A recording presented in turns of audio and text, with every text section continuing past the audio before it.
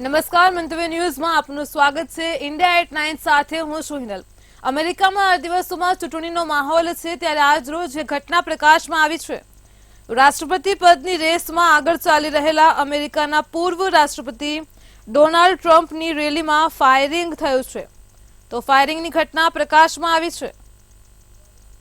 US secret પ્રવક્તા Anthony ગુગલેમીએ કહ્યું હતું કે ટ્રમ્પ પર આજરોજ ફાયરિંગ થયું છે। ટ્રમ્પ સુરક્ષિત છે। આ ઘટના બાદ ડોનાલ્ડ ટ્રમ્પને યુએસ સિક્રેટ સર્વિસ એજન્ટ્સ દ્વારા તરત જ સ્ટેજ પરથી દૂર લઈ ગયા હતા। તો આ ફાયરિંગની ઘટનામાં ટ્રમ્પ ઘાયલ થયા છે। ગોળી તેમના જમણા કાનને અડ્યા બાદ નીકળી ગઈ હતી। જે સમગ્ર ઘટના પ્રકાશમાં આવી છે, તેઓ પેન્સિલ્વેનિયામાં રેલી કરી રહ્યા હતા અને તે દરમિયાન આ ઘટના બની છે, ત્યારે એક પછી એક અનેક ગોળીઓ પણ ચલાવવામાં આવી હતી। તો સિક્રેટ સર્વિસે આ ગોળીબારને હત્યાનો પ્રયાસ તરીકે તપાસ કરી રહી છે। રેલીમાં હાજર વ્યક્તિની સાથે એક બંદૂકધારીનું પણ મોત થયું હતું। જ્યારે અમેરિકી રાષ્ટ્રપતિ જો બાઇડને ટ્રમ્પ પરના હુમલાની જે ઘટના છે તેની નિંદા કરી છે।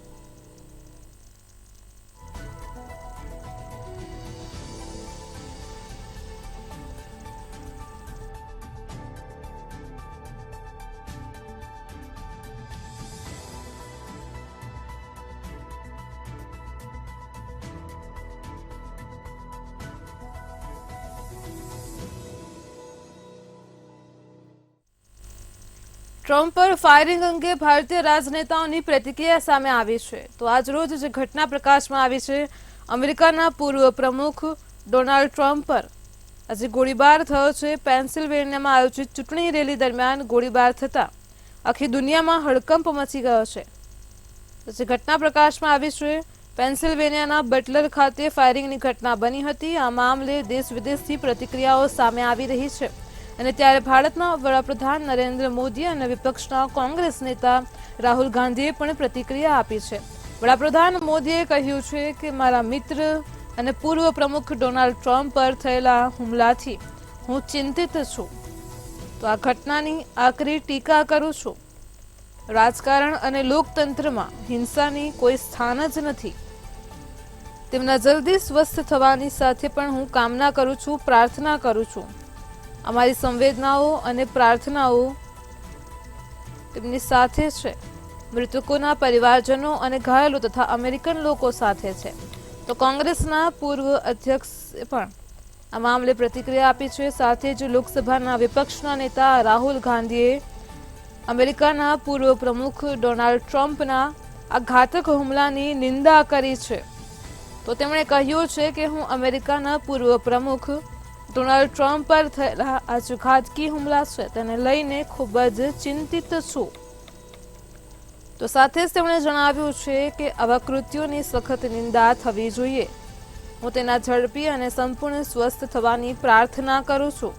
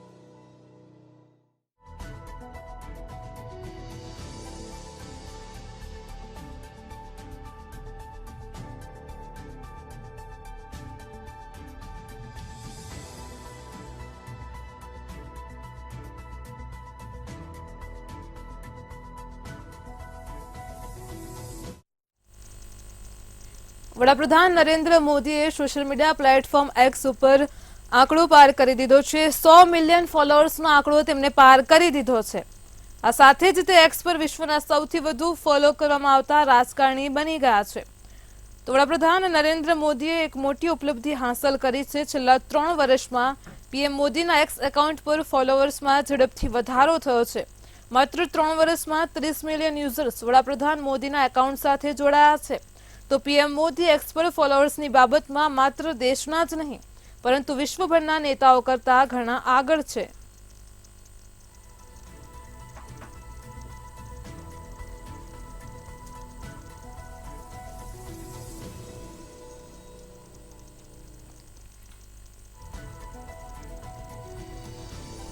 સોશિયલ મીડિયા પ્લેટફોર્મ એક્સ ઉપર નરેન્દ્ર મોદીએ 100 મિલિયનનો આંકડો પાર કરી દીધો છે. દેશમાં તેમના ચાહકોની સંખ્યા ખૂબ જ વધી રહી છે. 30 મિલિયન યુઝર્સનો પણ વધારો જોવા મળ્યો છે.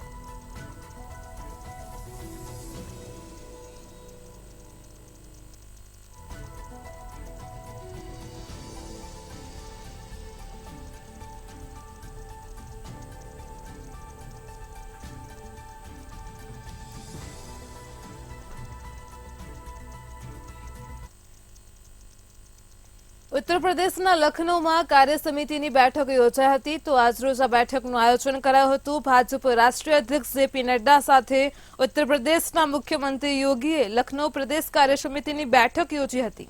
આ બેઠકમાં પાર્ટીની રણનીતિ અને આગામી કાર્યક્રમોના સંબંધમાં વિસ્તૃત ચર્ચા કરવામાં આવી હતી. ભાજપ પરિવારના તમામ કાર્યકર્તા સેવા એ જ સંગઠનના મંત્ર સાથે લોક કલ્યાણની દિશાઓમાં અવિરામ સેવામાં રહેવા માટે જણાવ્યું હતું.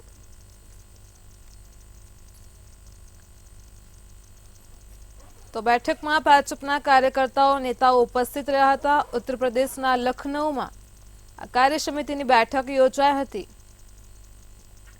જેપી નડ્ડાની અધ્યક્ષતામાં બેઠક યોજાઈ હતી. પાર્ટીની રણનીતિ અને આગામી કાર્યક્રમોની ખાસ ચર્ચા કરાઈ છે. તો કાર્યકર્તાઓને સેવા એ જ સંગઠનનો નારો પણ આપવામાં આવ્યો છે. બેઠકમાં ભાજપના કાર્યકર્તાઓ નેતાઓ ખાસ ઉપસ્થિત રહ્યા હતા. તો સેવા એ જ સંગઠનનો મંત્ર આપવામાં આવ્યો છે. ઉત્તર પ્રદેશના લખનૌમાં કાર્ય સમિતિની બેઠક યોજાઈ હતી. જેપી નડ્ડા અને મુખ્યમંત્રી યોગીની અધ્યક્ષતામાં આ બેઠક યોજાઈ હતી.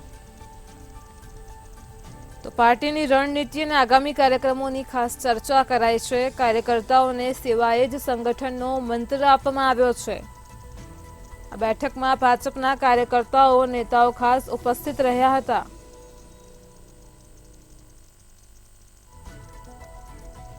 તો ભાજપ રાષ્ટ્રીય અધ્યક્ષ જેપી નડ્ડાની આગેવાનીમાં આજે બેઠક યોજાઈ હતી.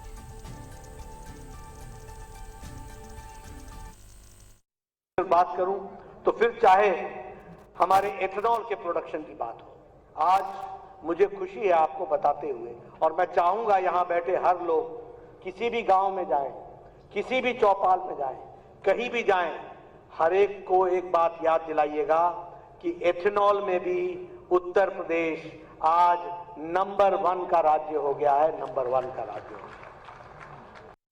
118 करोड़ लीटर्स का इथेनॉल आज उत्तर प्रदेश में.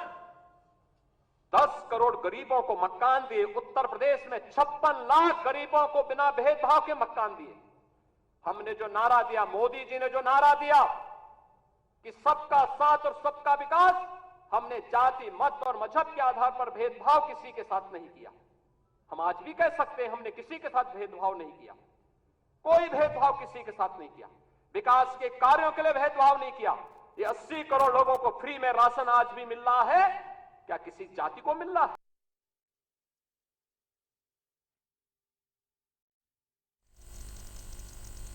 ઉત્તર પ્રદેશની વિધાનસભા ચૂંટણી પહેલા બેઠકનું આયોજન કરવામાં આવ્યું હતું. તો આગામી સમયમાં ઉત્તર પ્રદેશમાં વિધાનસભાની ચૂંટણીનું આયોજન છે.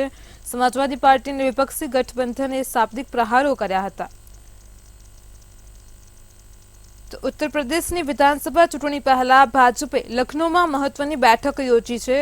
આ દરમિયાન યુપી ભાજપના અધ્યક્ષ ભૂપેન્દ્ર ચૌધરીએ કોંગ્રેસ, સમાજવાદી પાર્ટી અને વિપક્ષી ગઠબંધન પર શાબ્દિક પ્રહારો કર્યા છે. ચૌધરીએ કહ્યું કે ઉત્તર પ્રદેશની 10 વિધાનસભા બેઠકો ઉપર યોજાનારી ચૂંટણી વિરોધીઓ અને રાષ્ટ્રભક્તો વચ્ચેની છે. આગામી લડાઈ સ્વાર્થી, પરિવારવાદીઓ અને મોદી પરિવાર વચ્ચે છે। આ ચૂંટણી રાષ્ટ્ર વિરોધીઓ અને રાષ્ટ્રભક્તો, ધર્મ અને અધર્મ, તૃષ્ટિકરણ અને સંતુષ્ટિકરણ વચ્ચેની છે। તો ચૌધરીએ ભાજપ કાર્યકર્તાઓને કહ્યું છે કે આપણે વિરોધીઓને સાફ કરી વર્ષ 2027ની ચૂંટણીમાં ભાજપની પ્રચંડ જીત સુનિશ્ચિત કરવાની છે।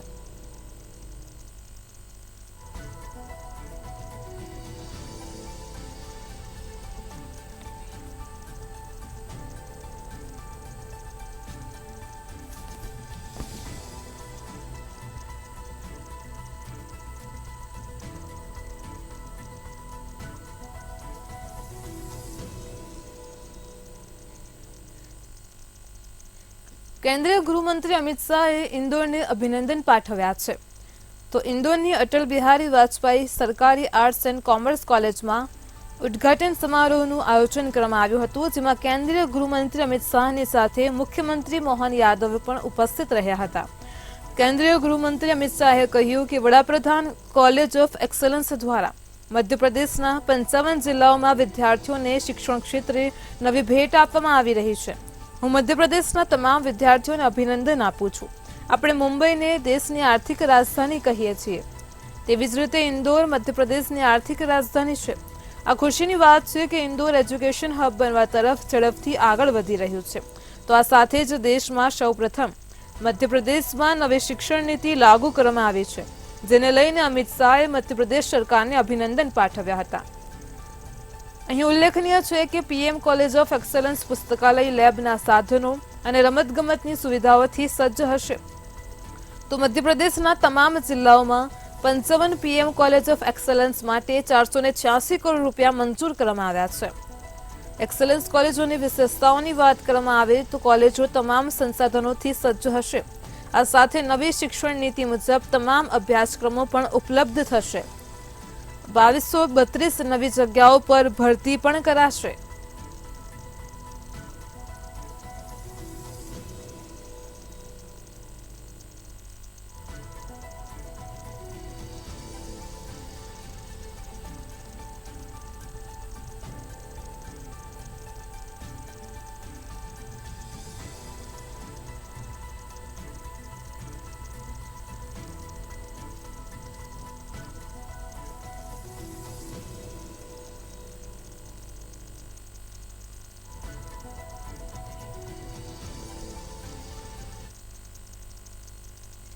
ઉત્તર પ્રદેશમાં 10 વિધાનસભા બેઠકો ઉપર પેટા ચૂંટણી યોજાવાની છે। તો જે સમાચાર સામે આવ્યા છે, ત્યારે રાજ્યના મુખ્યમંત્રી યોગી આદિત્યનાથ સામે અહીં મોટો પડકાર ઊભો થયો છે।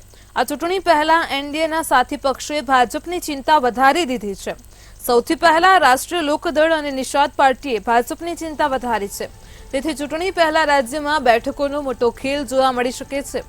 પેટા ચૂંટણીની બેઠકોની વાત કરીએ તો આ 10 બેઠકોમાંથી 9 બેઠકો પર વિવિધ પક્ષોના ધારાસભ્યોની લોકસભા ચૂંટણીમાં જીત થયા બાદ તેઓ સાંસદ બન્યા છે। જ્યારે એક બેઠક કાનપુરની સિસામઉ બેઠક પરના સમાજવાદી પાર્ટીના ધારાસભ્ય ઇરફાન સોલંકી દોષિત જાહેર થયા બાદ તેમની સદસ્યતા રદ કરવામાં આવી છે, અને જેના કારણે આ 10 બેઠકો ખાલી પડી હોવાથી તેના ઉપર પેટા ચૂંટણી યોજાવાની છે। હવે આ ચૂંટણીને લઈને રાજકારણ શરૂ થઈ ગયું છે। તમામ પક્ષો સામ દામ દંડ ભેદનો ઉપયોગ કરીને પેટા ચૂંટણીની 10 બેઠકો જીતવા માંગે છે।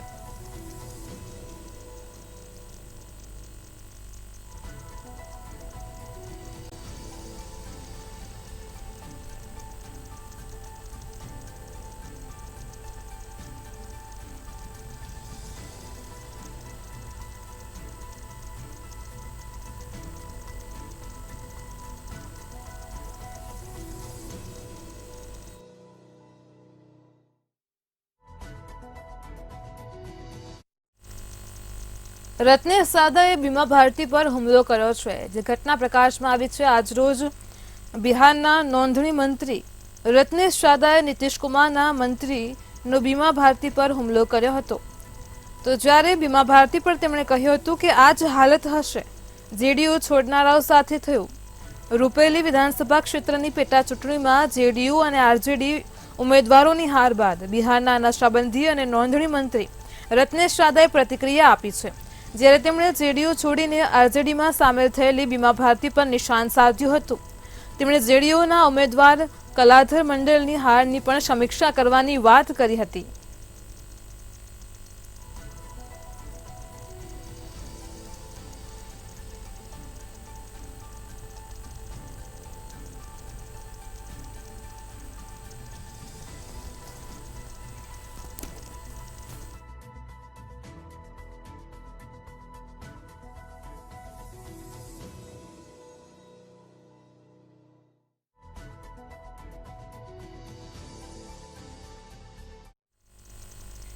झारखंडમાં મુખ્યમંત્રી શિવરાજસિંહ ચૌહાણ મુલાકાતે પહોંચ્યા હતા। તો આજરોજ સમાચાર સામે આવ્યા છે।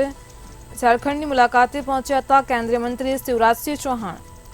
ઝારખંડના રાજ્યમાં કેન્દ્રીય મંત્રી શિવરાજસિંહ ચૌહાણે કહ્યું હતું કે ઇન્ડિયા ગઠબંધન જૂઠાણું અને ભ્રમ ફેલાવે છે। હવે જ્યારે તેઓ ઝારખંડમાં સરકારના 5 વર્ષ પૂર્ણ કરવા જઈ રહ્યા છે ત્યારે તેઓએ જણાવવું જોઈએ કે તેમની સિદ્ધિઓ શું છે। ઘોષણાપત્રમાં જેમના 144 વચનો અને કોંગ્રેસે તેમના ઘોષણાપત્રમાં 317 વચનો આપ્યા હતા તો તેઓ તેમના શાસનના 5 વર્ષમાં કયા વચનો પૂરા કર્યા તે બતાવે। તેઓએ સમાજના તમામ વર્ગોને બેરોજગારી ભથ્થું આપ્યું નથી। તેઓએ કોઈ પણ મહિલાને કોઈ ગેરંટી વગર લોન આપી નથી। તો આજરોજ કેન્દ્રીય મંત્રી શિવરાજસિંહ ચૌહાણ ઝારખંડની મુલાકાતે પહોંચ્યા હતા। ઇન્ડિયા ગઠબંધનને લઈને શિવરાજસિંહ ચૌહાણનું નિવેદન સામે આવ્યું હતું। તેમણે જણાવ્યું હતું કે ઇન્ડિયા ગઠબંધન જૂઠાણું ફેલાવે છે। ઝારખંડમાં સરકારના 5 વર્ષ પૂર્ણ કરવા જઈ રહ્યા છે। તેઓએ જણાવવું જોઈએ કે તેમની સિદ્ધિઓ શું છે। ઘોષણાપત્રમાં કરેલા કેટલા વચનો પૂરા કર્યા તે બતાવો। સમાજના તમામ વર્ગોને બેરોજગારી ભથ્થું આપ્યું નથી તો તેઓએ કોઈ પણ મહિલાને કોઈ ગેરંટી વગર લોન આપી નથી।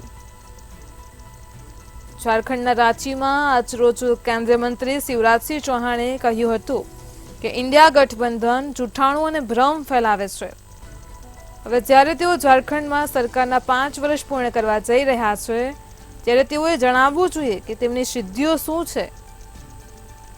ઘોષણાપત્રમાં જેમના 144 વચનો અને કોંગ્રેસે તેમના ઘોષણાપત્રમાં 317 વચનો આપ્યા હતા તેઓ તેમના શાસનના 5 વર્ષમાં કયા વચનો પૂરા કર્યા તે બતાવે। लेकिन कांग्रेस ने भी ये कहा कि 144 तुम्हारे हैं तो हमारे होंगे 317। ये 317 वादे कांग्रेस के हैं। इनमें से पूरा क्या किया? 5 साल पूरे हो रहे हैं। अगर जेएमएम के निश्चय पत्र को देखें, इसमें उन्होंने लिखा था बदलो सरकार।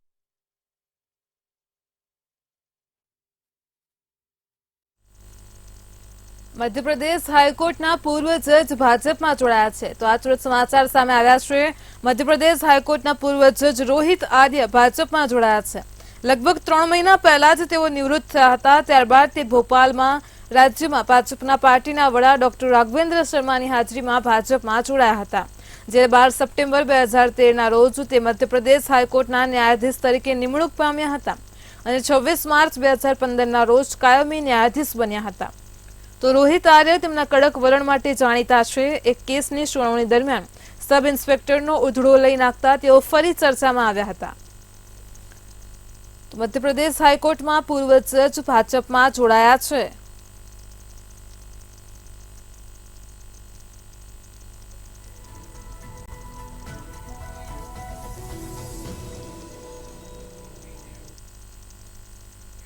મધ્યપ્રદેશના ઇન્દોરમાં સૌથી વધુ વૃક્ષો વાવવાનો વર્લ્ડ રેકોર્ડ સર્જાયો છે। તો મધ્યપ્રદેશના ઇન્દોરમાં સરકારે 24 કલાકમાં સૌથી વધુ વૃક્ષો વાવવાનો વર્લ્ડ રેકોર્ડ બનાવ્યો હતો। મધ્યપ્રદેશ સરકારે ઇન્દોરમાં 24 કલાકની અંદર સૌથી સખત મહેનત કરીને વધુ વૃક્ષો વાવ્યા હતા। મુખ્યમંત્રી ડોક્ટર મોહન યાદવે ગિનિસ બુક ઓફ વર્લ્ડ રેકોર્ડનું પ્રમાણપત્ર મેળવ્યું છે। તો મુખ્યમંત્રી ડોક્ટર મોહન યાદવે વૃક્ષો વાવનાર તમામ લોકોનો આભાર માન્યો હતો। તો મધ્યપ્રદેશના ઇન્દોરમાં સૌથી વધુ વૃક્ષો વાવવાનો રેકોર્ડ બનાવવામાં આવ્યો છે। મુખ્યમંત્રીએ વૃક્ષો વાવનાર તમામ લોકોનો આભાર વ્યક્ત કર્યો હતો।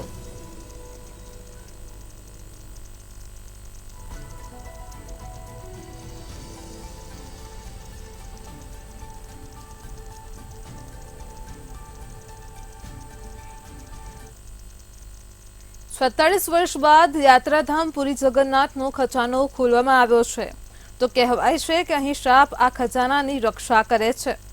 આ ખજાનાની પાસે સાપની હાજરી હોવાનું પણ કહેવાય છે, તેથી સ્નેક હેલ્પલાઇનની સાથે મેડિકલ ટીમ પણ સ્થળ પર હાજર રહી હતી। ઓડિશાના કાયદા પ્રધાન પૃથ્વીરાજ હરિચંદે કહ્યું કે મંદિરનો રત્ન ભંડાર ખોલ્યા બાદ ઘરેણાં અને કિંમતી વસ્તુઓની યાદી તૈયાર કરાશે। આ ખજાનો ખોલ્યા બાદ તેમાં હાજર રત્નો અને અન્ય કિંમતી વસ્તુઓની યાદી તૈયાર કરવામાં આવશે તો કાયદા મંત્રી પૃથ્વીરાજ હરિચંદે કહ્યું કે સમગ્ર વિશ્વમાં વસતા ભગવાન જગન્નાથના ભક્તો લાંબા સમયથી આ ક્ષણની રાહ જોઈ રહ્યા હતા। તિજોરીમાં હાજર રત્નો અને અન્ય કિંમતી વસ્તુઓની યાદી તૈયાર કરવામાં આવશે, જ્વેલરીની ગુણવત્તા તપાસવામાં આવશે અને કિંમતી વસ્તુઓનું વજન પણ કરાશે।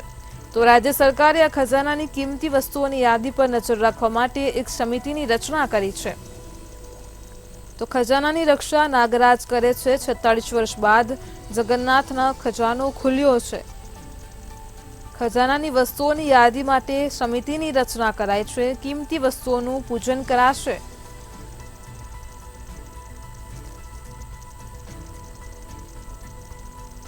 તો આજ રોજ જ્યારે 46 વર્ષ બાદ યાત્રાધામ પુરીમાં જગન્નાથનો ખજાનો ખોલવામાં આવ્યો, જેમાં કિંમતી વસ્તુઓનું પૂજન કરવામાં આવશે, ત્યારે મેડિકલની ટીમ પણ હાજર રહી હતી।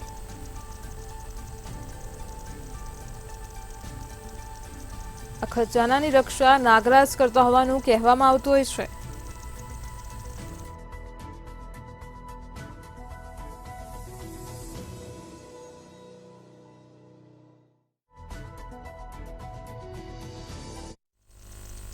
છવ્વીસ જુલાઈએ કારગિલ વિજય દિવસ છે, તેને લઈને સમાચાર સામે આવ્યા છે, જેની 25મી વર્ષગાંઠને લઈને ઉજવણી શરૂ થઈ ગઈ છે।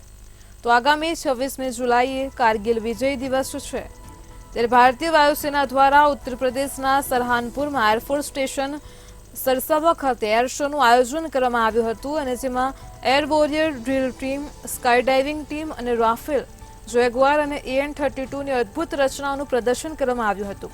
ટ્વિટર પર ભારતીય વાયુસેનાએ ટ્વીટ કરીને જણાવ્યું કે કારગિલ વિજય દિવસના 25 વર્ષની યાદગીરી રૂપે એર શોનું આયોજન કરવામાં આવ્યું છે, જેમાં સ્કાય ડાઇવિંગ ટીમ અને એર વોરિયર ડ્રીલ ટીમે સાહસિક પ્રદર્શન કર્યું।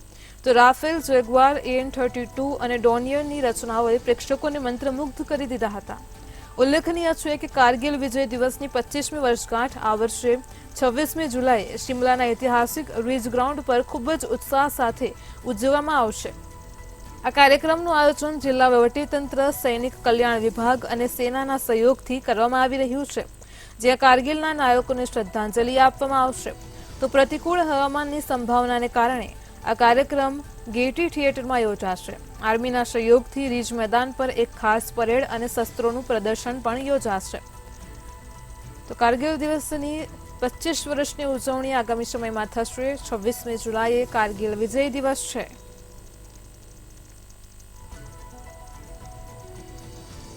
તો કારગિલ દિવસના 25 વર્ષની ઉજવણી કરાશે।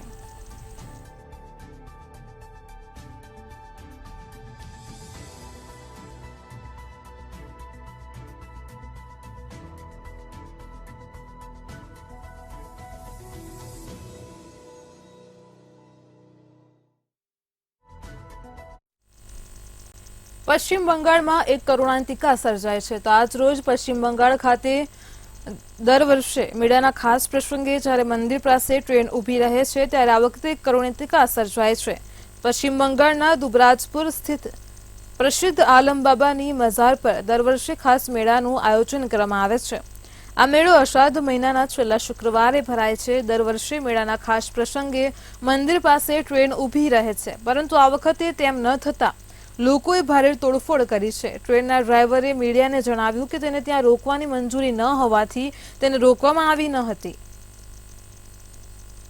દર વર્ષે મેળાના ખાસ પ્રસંગે અહીં ટ્રેન ઊભી રહેતી હોય છે, પરંતુ આ વખતે મંજૂરી ન હોવાથી ટ્રેન ઊભી ન હતી।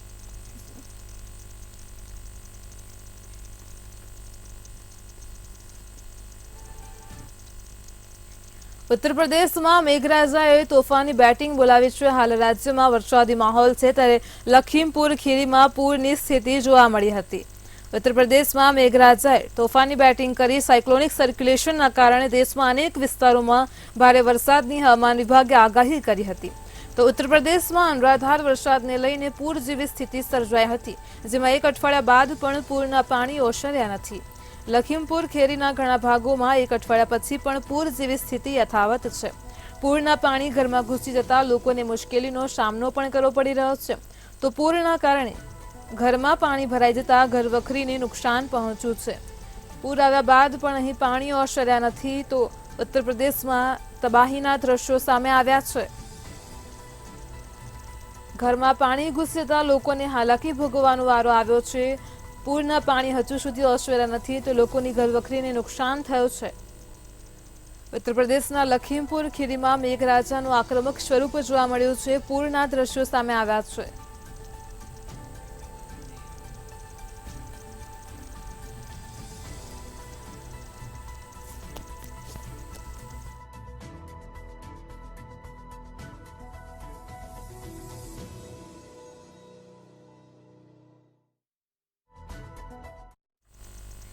આઈએએસ પૂજા ખેડકર પર કડક કાર્યવાહી કરવામાં આવી છે. સમાચાર સામે આવી રહ્યા છે.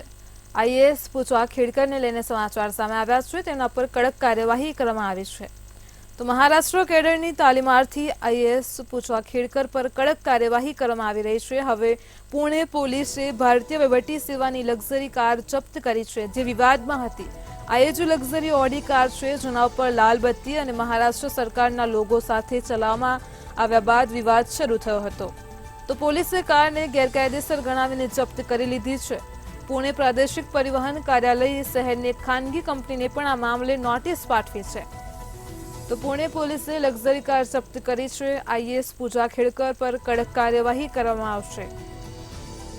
મહારાષ્ટ્ર સરકારના લોગો સાથે કાર ચલાવતા જ વિવાદ ઉભો થયો હતો.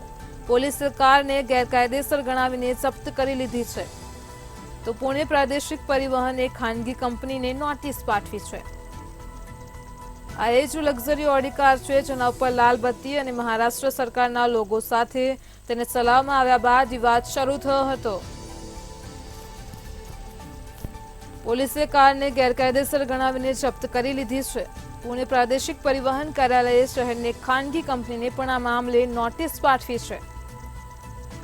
તો મહારાષ્ટ્ર કેડરની તાલીમાર્થી આઈએએસ પૂજા ખેડકર પર કાર્યવાહી કરવામાં આવી રહી છે. પુણે પોલીસે ભારતીય વહીવટી સેવાની લક્ઝરી કાર જપ્ત કરી છે.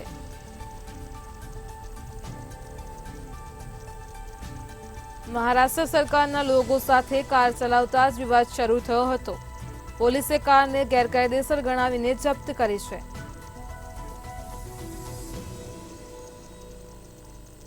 તો આઈએએસ પૂજા ખેડકર પર કડક કાર્યવાહી કરવામાં આવી રહી છે. હવે પુણે પોલીસે ભારતીય વહીવટી સેવાની લક્ઝરી કાર જપ્ત કરી છે, જે વિવાદમાં હતી. આ એ જ લક્ઝરી ઓડી કાર છે, જેના પર લાલ બત્તી અને મહારાષ્ટ્ર સરકારના લોગો સાથે ચલાવવામાં આવ્યા બાદ વિવાદ શરૂ થયો હતો. પોલીસે કારને ગેરકાયદેસર ગણાવીને જપ્ત કરી લીધી છે. તો પુણે પ્રાદેશિક પરિવહન કાર્યાલયે શહેરની એક ખાનગી કંપનીને પણ આ મામલે નોટિસ પાઠવી છે.